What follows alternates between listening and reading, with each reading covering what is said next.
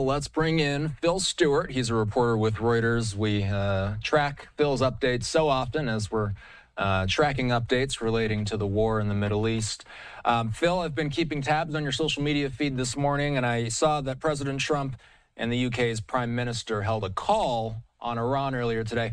What were they discussing? They were discussing this imminent agreement on Iran. The president says will be signed tomorrow. Still no confirmation of that yet from the Iranians that the signing will be tomorrow. But obviously, the U.S. is starting to socialize the agreement with U.S. allies, and the U.K. has said that once there's agreement in place, it would help ensure that there is a free flow of commerce through the Strait of Hormuz. Something the president said would be happening immediately upon the signing of this agreement. So I'm sure there's a lot for those two countries to discuss in the days ahead. It's been how many weeks now where we've been reporting that a deal is close, and a lot of people have been asking the question, why does it take so long for diplomacy to happen? How do you answer that question? Why is it that we've been here week after week after week, basically saying the same thing, that a deal is close? And then if you can't add on top of that, does this weekend feel different? So this weekend definitely feels different, and I'm going to say a few things about why in a minute. But I don't think anyone should think that we're out of the woods yet. Whatever happens tomorrow or the next day or whenever this MOU is signed, we all need to remember that that's just an initial agreement. That the actual agreement, an actual resolution of the conflict could be many, many weeks away, and also may not ever happen. It's not clear to a lot of experts and analysts whether Iran will ultimately agree to all of the terms the U.S. wants in a final accord. But the outlines of an agreement appear to be within reach. And one of the reasons I would say that is, we're getting initial reports right now, and I don't think anyone's written about this yet, but there's initial reports out of Iran. There's actually anti-agreement protests going on inside Iran, and maybe even an injury or clashes with security forces. So I think that people in Iran are taking it quite seriously. Some people who are opposed to an agreement with the United States, and it's also worth remembering in the same context that there are a lot of folks in Iran who don't want to have an agreement with the United States. There was a report on a state media, an Iranian state media outlet that's close to the IRGC, Iran's Revolutionary Guard Corps, that was also voicing skepticism about the wisdom of signing an agreement tomorrow, which is President Trump's birthday. So there's a lot of interesting things happening inside Iran that indicate that this is not just talk, and that they're taking it seriously, and that there's headwinds here too.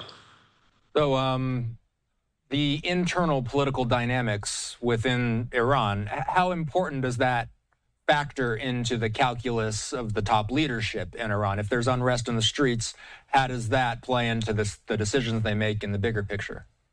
Right. Again, I don't want to overstate these protests, but these are initial reports that are coming out right now, and maybe these are very minor incidents. It's unclear yet so far. But I would say that political headwinds are going to be very important inside Iran. Don't forget, before all of this activity between the United States and Iran began at the end of February, we had very serious clashes inside Iran last year that led to thousands of deaths of protesters. And so the internal stability of Iran is going to be a real challenge for that government once any agreement is reached, and especially after months of hostilities between the United States and Iran. There's going to be folks on either side of that chasm, the political chasm that exists inside Iran.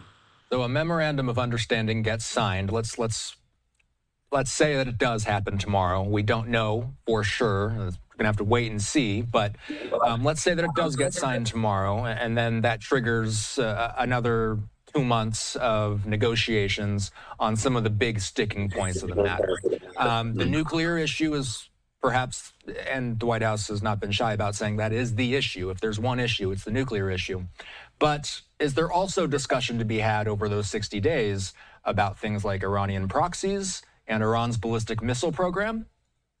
Well, that's unclear. We'll have to see what's in the MOU. The MOU should have the framework of the kinds of things that would be in a final agreement. And it's unclear. It's unclear at this point whether or not Iran's missile program, for example, will be in that MOU. There's a lot of experts who believe that Iran cannot, negotiate away its missile program because that's how it sees, it's part of its defense. Its missiles and its drones are its way of defending itself against external aggression. So, there are a lot of folks who think that Iran cannot agree, will not agree to that. There's also other people who think that it would be very difficult for the U.S. to have an agreement that's functional unless there's some concern, there's some way to address Israeli concerns about Iranian proxies that could threaten Israel. And so, we'll have to see whether there can be an MOU without that. So there's some things that may not. There's some deal breakers here that might emerge depending on what's in this MOU. And again, it's worth saying we don't know if we'll actually be able to see the full text of this MOU or not. Whether it'll be under wraps. Again, MOU or even an agreement to end this conflict may not have to be something that's ratified by Congress. How much input does Israel have in these negotiations?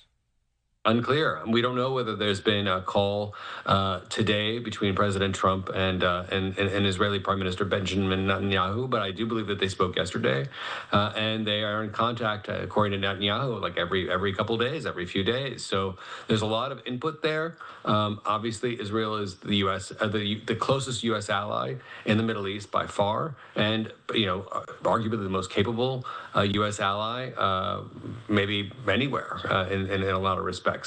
Given its ability to defend itself and its work on new technologies. I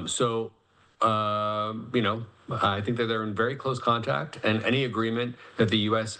makes with Iran, I'm sure will take Israeli security interests into consideration. A live look at the suburbs of Beirut. It's about 15 minutes to midnight in Lebanon and in Israel. Do we have any clarity on whether or not the Hezbollah issue will be included within this MOA, or is that something we don't have the answer to?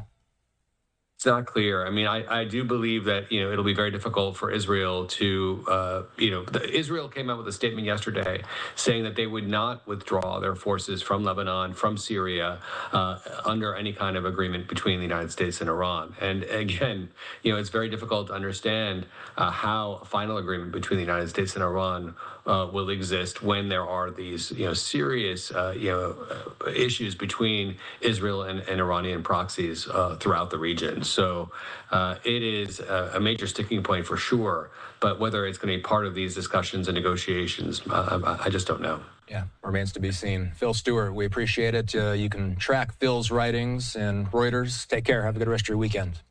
Thank you.